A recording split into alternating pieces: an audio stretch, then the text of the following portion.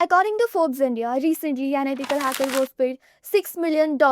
Yeah, $6 million for discovering a critical vulnerability in the Aurora engine that could have exposed over 200 millions of dollars of user funds to malicious hackers. So you see, that is what ethical hackers are worth nowadays. Even as per the World Economic Forum, there's a significant increase in cyber attacks like ransomware, phishing, and data breaches since the pandemic, and it is growing rapidly day by day. Global damages due to the cyber threats are projected to reach up to $10.5 trillion annually by 2025. But here's the catch. Despite of the soaring demand, there's a significant shortage of qualified cybersecurity and ethical hacking experts. As Lisa Gilbert, a Google executive, stated, right now there are about 3.5 million cybersecurity jobs available all across the world. Companies are searching, governments are investing, but the gap for skilled professionals and cybersecurity talent is still there. And so is the staggering demand. But this isn't a problem for you, rather, it's an opportunity.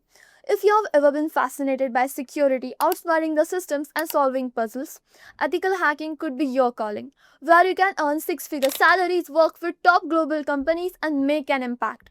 And the best part, you don't need a degree from MIT to get started. In this video, we will provide a detailed step-by-step roadmap on how to become an ethical hacker with no fluff, just real skills, real tools, and a clear path to take you from beginner to a pro. So without any kind of further ado, let's get started. Let's see who is an ethical hacker.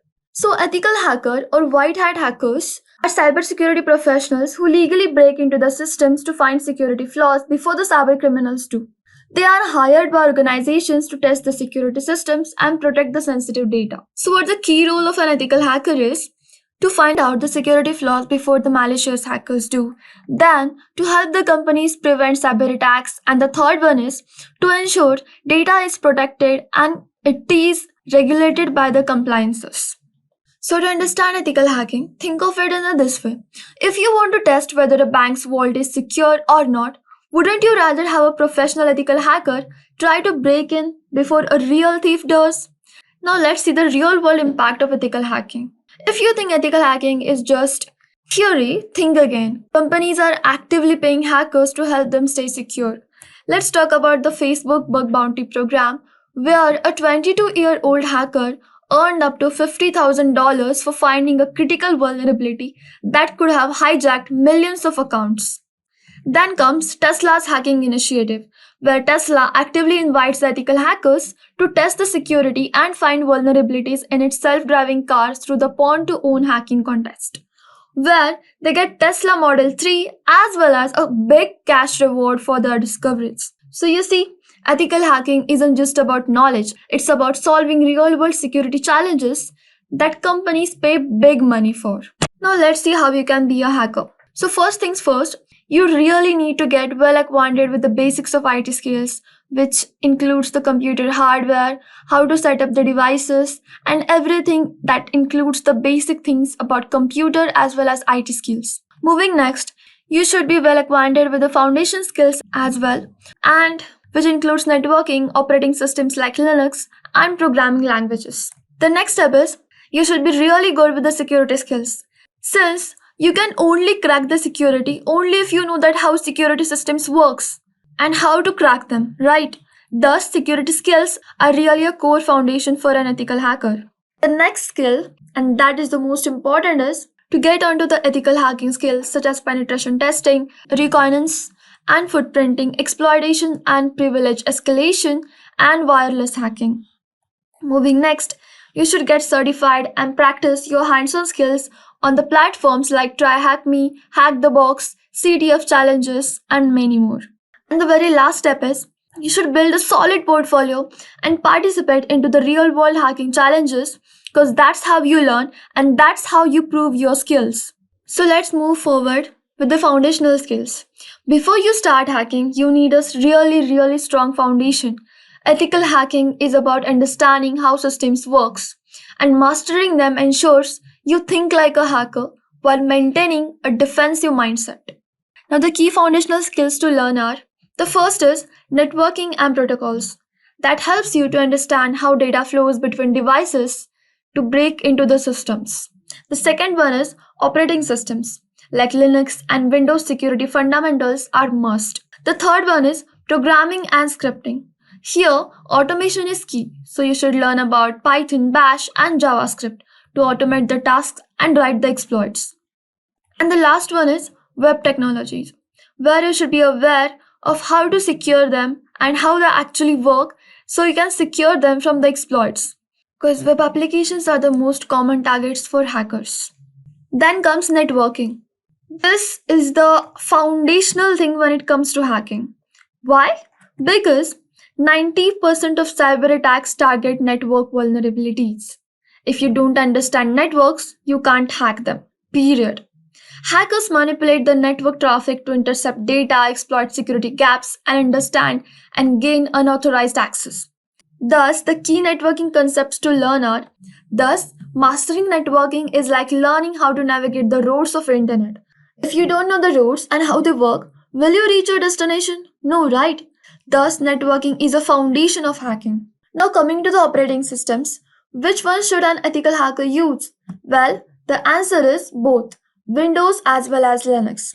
But specifically speaking, Linux becomes your master weapon due to its open source and preloaded hacking tools and wide range of Linux distributions such as Kali Linux and Parrot OS, which is preloaded with hacking tools for the penetration testing.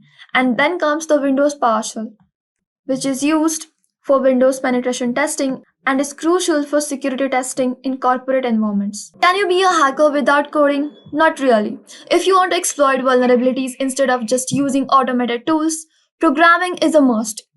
And why? Because to automate the tasks, analyze malware, and create the exploits, to write the custom scripts that give an edge over the generic hacking tools. So, what are the best languages to learn? The first is Python, which is used to automate the attacks and write the security scripts. The next is Bash and PowerShell, which is used to automate the system tasks and exploitations. The third one is JavaScript, which is used to exploit the web application flaws like cross security scripting. And the last one is SQL, which is used to manipulate the databases and perform the SQL injections. So, if you want to start with the Python and Bash, and then you can move forward with JavaScript and SQL. Now, let's see what are some code security skills that every ethical hacker should know. Because every system and application network has vulnerabilities, and ethical hackers identify and fix them before malicious actors can exploit them. So, the foundation of ethical hacking is built on four key security domains. The first one is network security, the first line of defense. The second is web app and cloud security. And the third is system security. And the final is cryptography. Now let's see, why do hackers need specialized skills? And also, what are some core ethical hacking skills that every ethical hacker should learn?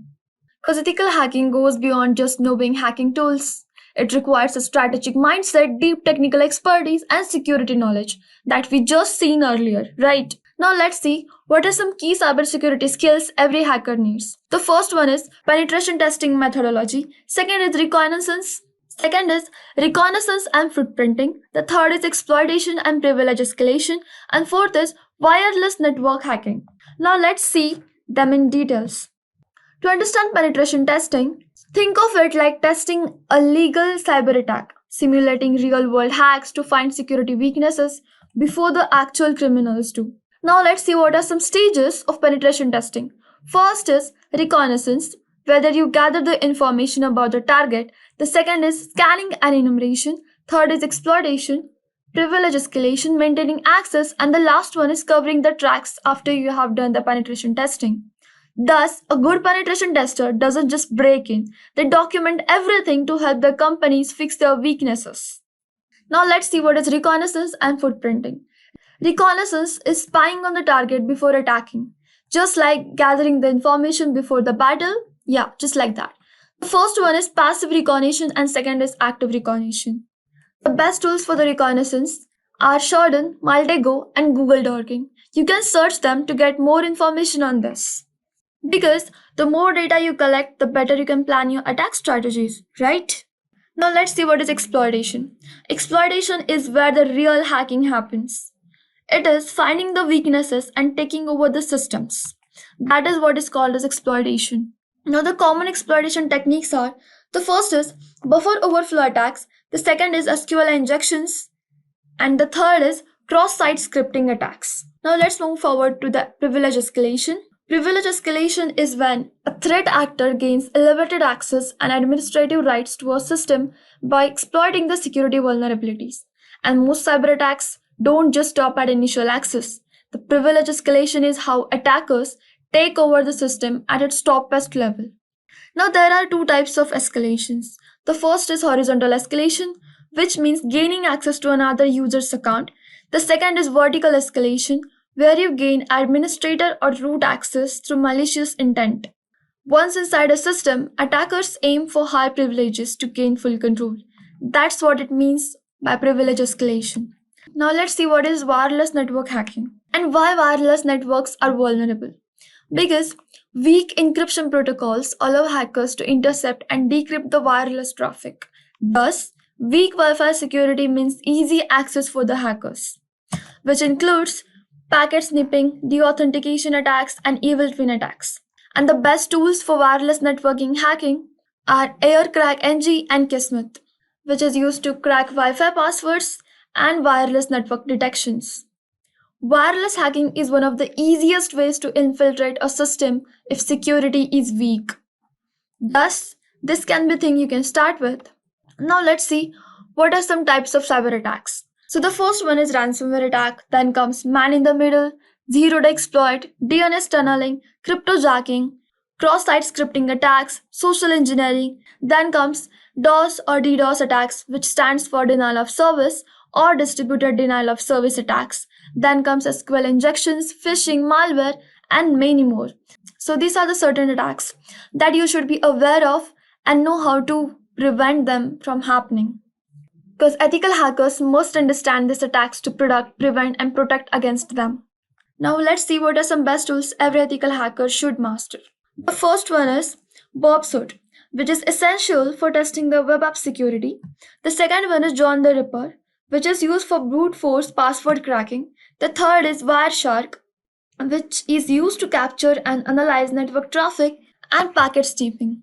And the fourth one is Nmap, which is the most powerful network scanning and enumeration tool. And the last one is Metasploit, which is used for penetration testing and exploit developments. A great hacker isn't just someone who knows these tools, but someone who understands how they work under the hood and anonymously. Now let's discuss some top ethical hacking certifications, because certifications again validate your skills and increase the job opportunities. So the first one is EC Council Certified Ethical Hacker, which is great for beginners, which also covers all the hacking basics. The second is Camtasia Security Plus, which is again an entry-level certification for general cybersecurity. The third is OSCP, which is Offensive Security Certified Professional, which is a gold standard for penetration testers. And the last one is CISSP, which stands for Certified Information Systems Security Professional, which is ideal for advanced security professionals. So, if you want to land a high paying job in ethical hacking, getting certified is a solid step forward. Now, let's see what are some best platforms to learn ethical hacking. Because you don't become hacker by just watching videos, right? You need to practice, but again, legally. So here's what you can do. First, you can go to the sites like TryHackMe, which provides beginner-friendly hacking labs. The next is Over the Wire, which is a command line based hacking challenge platform. The third one is Hack the Box, which gives you advanced penetration testing playground to test your skills. The fourth one is OWASP Juice Shop, which is used to practice hacking web applications. And the last one is CDF or Capture the Flag competitions, where you can solve the real world hacking puzzles and problems. So, the best way to learn hacking, start hacking but legally. Now let's see how you can land your first job in the ethical hacking. So the first thing is get certified. The certifications like CEH, OSCP or Security Plus will boost your credibility. The second step is build a portfolio. Complete the TryHackMe lab, join the CTFs and start bug bounties. The third is apply for jobs such as penetration testers, security analyst and SOC roles. And the last is keep learning. Follow the cybersecurity news, trends, and new attack techniques Because companies don't just look for degrees, they look for the proof of your skills. Because hacking is all about proving how best you can hack the systems, but ethically and legally. Also, stay relevant. Keep up with the cybersecurity news and research. Stay active in hacking communities like Reddit, Bugcrowd, and Hack the Box, and keep learning new attacks and techniques and defensive strategies. Cybersecurity isn't just a career, it's a battlefield, and in this war, and companies need ethical hackers like you to protect their systems. So, start today, set up the Kali Linux, enroll in Try Hack Me, and take your first step. Keep learning because the cybersecurity world never stops evolving. The future belongs to those who take action. So, are you ready? Yes, and that's a wrap. So, thank you. Like, share, and subscribe to your very own Intellipath YouTube channel. And happy hacking. See you in the next video. Till then, keep learning.